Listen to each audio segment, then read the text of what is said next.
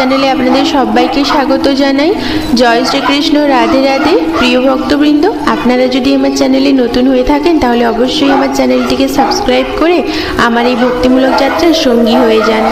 আজ আমরা এমন একটি রাত নিয়ে কথা বলবো যে রাত বৃন্দাবনের ইতিহাসে অমর হয়ে আছে। এটি কেবল একটি তিথি নয়, এটি শ্রী রাধা ও শ্রীকৃষ্ণের যুগল প্রেমের সর্বোচ্চ প্রকাশ।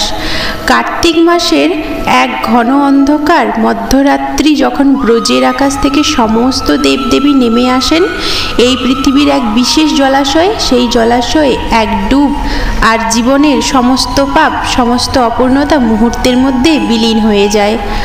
আমরা কথা বলছি রাধাকুণ্ড স্নান নিয়ে। বিশেষ করে নিঃসন্তান দম্পতিদের জন্য এই রাত হলো স্বয়ং রাধারানীর অলৌকিক আশীর্বাদ লাভের শেষ ভরসা।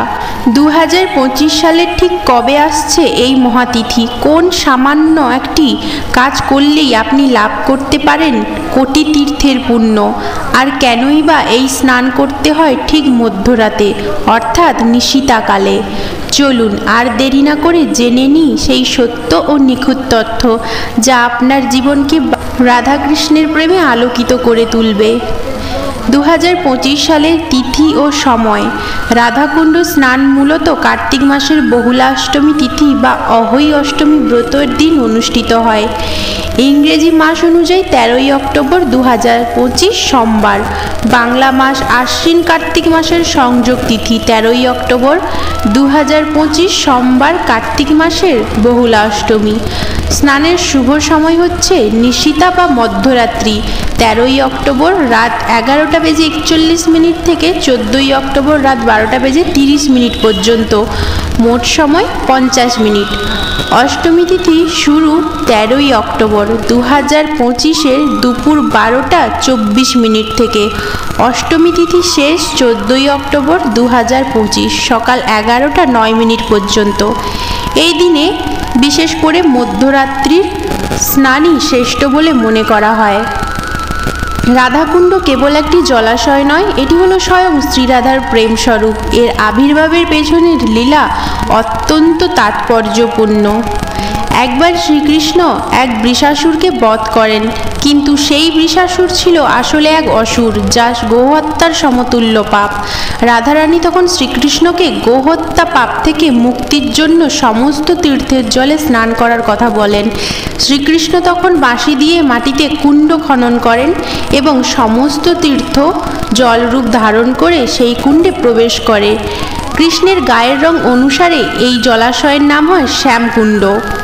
শ্রী রাধারানীর ইচ্ছে হলো তারও একটি কুণ্ড থাকবে, যা শ্যামকুণ্ডের চেয়েও মহিমান্বিত হবে। তখন রাধারানী তার সখীদের নিয়ে নিজের হাতের চুড়ি বা কঙ্কনের সাহায্যে মাটি খুঁড়ে আর একটি কুণ্ড নির্মাণ করেন। সেই কুণ্ড সমস্ত তীর্থকে আবাহন করেন। এই জলাশয়টিই হলো রাধাকুণ্ড। রাধাকুণ্ডের এই লীলা কার্তিক মাসের বহুলাষ্টমী তিথিতেই সংঘটিত হয়েছিল। শ্রীকৃষ্ণ তখন ঘোষণা করেন যে তার কুণ্ডের চেয়েও রাধার কুণ্ডের মহিমা স্বর্গতে বেশি খ্যাতি লাভ করবে এবং তিনি নিজেও রোজ রাধাকুণ্ডে স্নান ও জলবিহার করবেন। রাধাকুণ্ডে স্নানের মাহাত্ম্য কী? এই দিনে রাধাকুণ্ডে মধ্যরাত্রিতে স্নান করলে শ্রীরাধা ও শ্রীকৃষ্ণের যুগল প্রেম লাভ হয়। বলা হয় স্বয়ং শ্রী রাধাই তখন ভক্তকে কৃষ্ণ প্রেমের দিকে টেনে নেন। নিঃসন্তান দম্পতিরা সন্তান লাভের কামনায় এই দিনে রাধাকুণ্ডে এসে স্নান করেন। শ্রী রাধার কৃপায় তাদের কোলে কৃষ্ণতুল্য সন্তান আসে বলে বিশ্বাস। এই বিশেষ দিনে রাধারানীর আশীর্বাদ লাভ করা শুভ। এই বিশেষ দিনে রাধারানীর আশীর্বাদ লাভ করা যায়। সমস্ত তীর্থের জল এই কুণ্ডে মিলিত হওয়ায় বহুলাষ্টমীর মধ্যরাত্রির এক ডুব জীবনের সকল প্রকার পাপ হরণ করেন। এই তিথিতে রাধাকুণ্ডের তীরে পূজা ও স্নান করলে ভক্ত রাধা শ্রীকৃষ্ণের সান্নিধ্য লাভ করেন বলে শাস্ত্রের উক্তি। বৃন্দাবন বা মথুরায় গিয়ে স্নান করা সম্ভব না হলেও ঘরে বসে বা নিকটবর্তী তীর্থে আমরা এই পুণ্য লাভ করতে পারি। মধ্যরাত্রির স্নান নিশিতাকালে প্রথমে রাধাকুণ্ডে ডুব দিতে হয়, এরপর শ্যামকুণ্ডে ডুব দিতে হয়, সবশেষে আবার রাধাকুণ্ডে ডুব দিয়ে স্নান সম্পূর্ণ করতে হয়। অনেকেই এই দিনে কুণ্ডে কুমড়ো অর্পণ করেন। মনে করা হয় এটি একটি বিশেষ প্রার্থনা। যারা রাধাকুণ্ডে যেতে পারছেন না তারা নিম্নোক্ত উপায়ে শ্রী রাধাকৃষ্ণের পুজো করতে পারেন। সকালে স্নান সেরে শুদ্ধ বস্ত্র পরিধান করে রাধাকৃষ্ণের মূর্তির সামনে বসুন এবং বহুলাষ্টমীর পূর্ণতিথিতে রাধাকুণ্ড স্নানের ফল লাভের জন্য সংকল্প করুন। রাধাকৃষ্ণের যুগল মূর্তির বা ছবির পুজো করুন। ষোড়শ উপাচারে বা সাধ্যমতো ফল ফুল তুলসী নৈবেদ্য দিয়ে পুজো করুন। কার্তিক মাস যেহেতু দামোদর মাস, তাই তুলসী মঞ্চে বা রাধাকৃষ্ণের সামনে একটি প্রদীপ দান করুন। এটি অত্যন্ত শুভ বলে মনে করা হয়। স্নানের শুভ মুহূর্ত অর্থাৎ মধ্যরাত্রির কাছাকাছি সময়ে স্নানের জলে গঙ্গা জল বা অন্য কোনো পবিত্র তীর্থের জল মিশিয়ে সেই জলে স্নান করুন। স্নানের সময় রাধাকৃষ্ণের নাম জপ করুন। সারাদিন ধরে হরে কৃষ্ণ কৃষ্ণ কৃষ্ণ হরে হরে, হরে রাম রাম রাম হরে হরে অথবা রাধে রাধে মহামন্ত্র জপ করুন। পুজোর শেষে প্রসাদ বিতরণ করুন এবং সম্ভব হলে দারিদ্র ও বৈষ্ণবদের সেবা করুন। প্রিয় ভক্তবৃন্দ, রাধাকুণ্ড স্নান হল শ্রী রাধা অপার করুণা লাভের এক সুবর্ণ সুযোগ।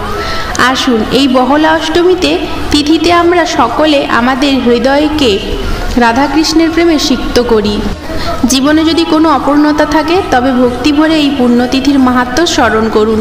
রাধাকৃষ্ণের কাছে প্রার্থনা করুন, তিনি নিশ্চয়ই আপনার ডাকে সাড়া দেবেন। ভিডিওটি ভালো লাগলে অবশ্যই লাইক কমেন্ট শেয়ার করতে ভুলবেন না। আর এরকম আরও ভক্তিপূর্ণ আলোচনা শুনতে আমাদের চ্যানেলটিকে সাবস্ক্রাইব করে পাশে থাকুন। সকলে বলুন জয় শ্রী রাধে, জয় শ্রীকৃষ্ণ।